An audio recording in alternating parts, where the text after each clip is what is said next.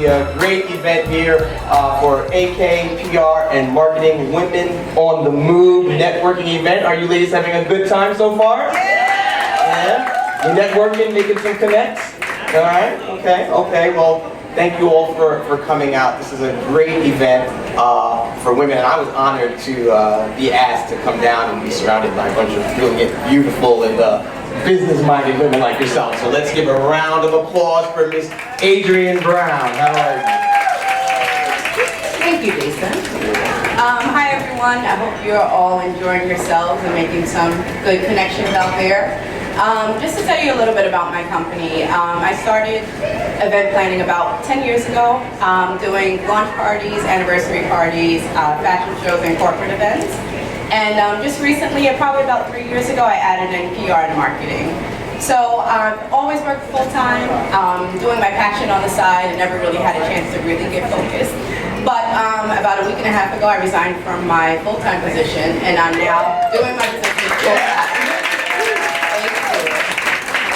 So with today's event, what I wanted to do was get together like-minded women that have the same goals.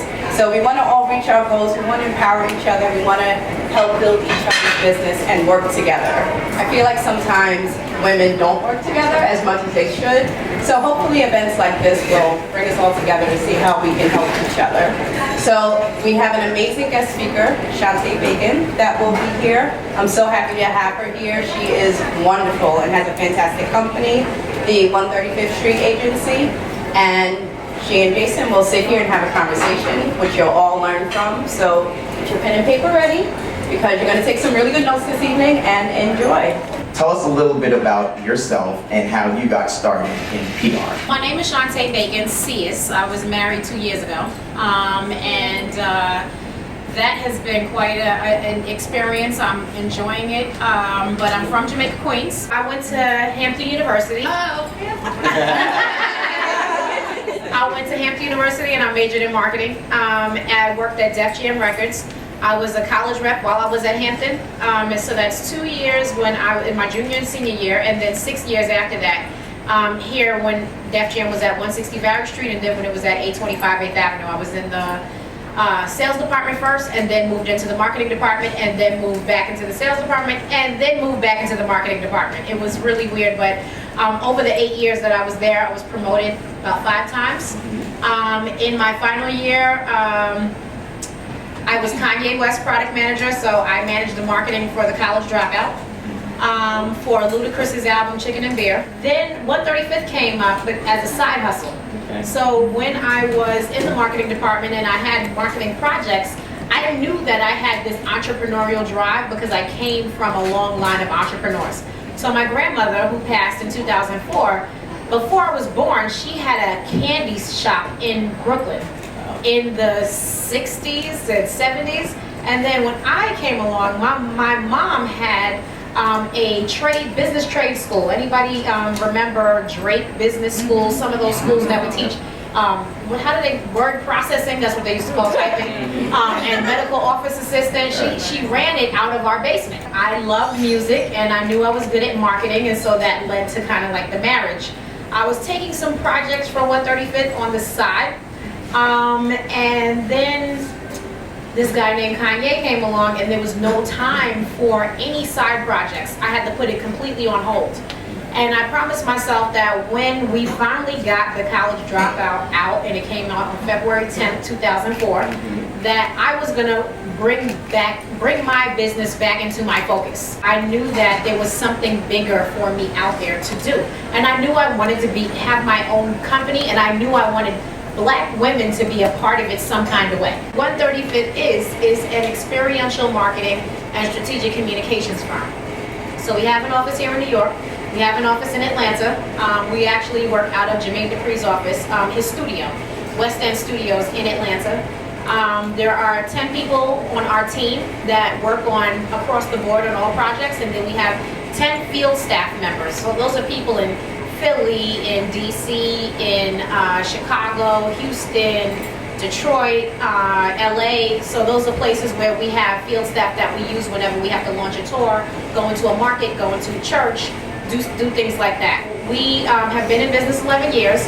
Our client roster includes Oprah Winfrey Network, Paramount Pictures, Warner Brothers Pictures, Focus Features. Let me see, we do periodic projects with BET, some for the marketing department, some for the PR department.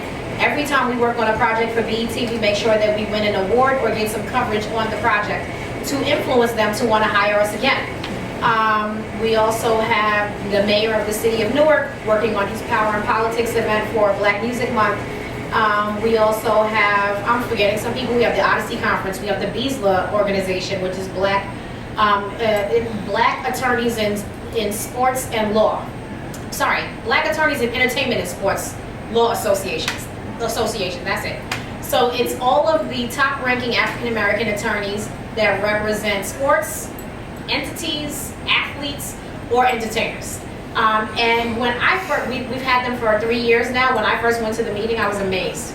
It's hundreds of brilliant African American attorneys. Some that work at NBC Universal, at Viacom, at Madison Square Garden, for the New York Knicks, for everybody you can possibly think of. They're Microsoft. There are attorneys all over the place. And we also have Google. So that's our most recent win. We participated in a bid for the business in March, and we beat 4 other agencies to get that business. And so, you know, thank you. That was another moment where I feel like it was divine intervention, because there was so many times where when you participate in a bid, you don't usually get the business. You usually get the business when it is a person who says, I know them, I'm giving them a shot. Because when you go up against 4 or 5 other agencies, there's always somebody who has a person at the table who's like, I know them, give them the shot. And if it's not you, you're not going to get the business. How do you motivate yourself and stay motivated, and how would you suggest others do the same? So when it comes to motivation, I don't know where my motivation comes from. It's like a burning desire that I've always had since I was a kid. One of the people who inspire me the most is Beyonce. And I know that's so cliche, but I don't know a soul on earth who works that hard. I personally don't know anyone on earth who would, you know, not go to Popeyes every day like they really want to, dance in high heels for 8 to 12 hours a day, who will do the, you know, philanthropist, mom, daughter, wife, you know, business owner, dancer, singer, actress, all of that, and it's a lot of work. And I always think to myself, I'm just not working hard enough. Or I think to myself, I cannot complain about working hard, because there's always more work that can be done. And she's having such a good time doing it that you're like, no one has to say, come on, B, let's get out the bed today. She's probably leaping out the bed.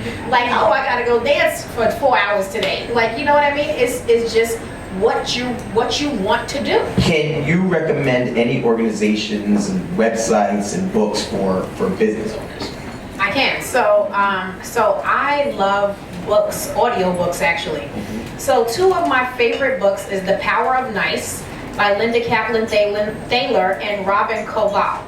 And it's just a really quick read for anybody out there who's super passionate like I am, right? And you're pitching something. That whole competitive spirit can eat you up sometimes. And then you start imagining that you have a problem with people you don't have a problem with. And so you have to be like, wait a second, what? I mean, I'm going after the same money or the same, you know, the same client, but that doesn't mean you and I have a problem, right?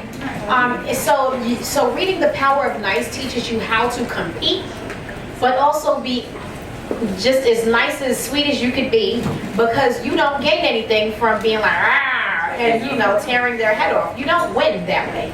Nobody does. And not only that, the energy and the karma that you're creating with that, it's not good. Because life is so cyclical. You might be on top today, you're not tomorrow. You might not need anybody right now, but you're gonna need somebody at some point. They also have another book that I think is excellent, and I just recommended it to my entire staff. It's called Grit, G-R-I-T, to Great. And these are all quick reads, 150 pages. Like, you can read them in 2 days, 3 days. So Grit to Great is so amazing, because what it talks about is how Americans went from being gritty back in the day when we had to fight for our rights and our place in the world, that this country was built off of people with grit. And let me see if Jim Collins, Good to Great and Built to Last. So if before you even start your business, read Built to Last. It's a must. It talks about how some companies last the test of time while others fail immediately. And they talk about 150-year-old companies like General Electric, like JP Morgan Chase, like Boeing. Like, what did they do different from the competitor that they were facing 100 years ago? Why are they still in business? What did they stand for? Like Nike. I mean, they really break down how the company philosophy and how you start the business is going to influence the future of that brand. Facebook, Twitter, Instagram, and LinkedIn, which are the 4 pages I do. Oh, and I have Periscope. See, I didn't forget that. So they're all the same. It's at Shante, Shante, last name Bacon, Bacon.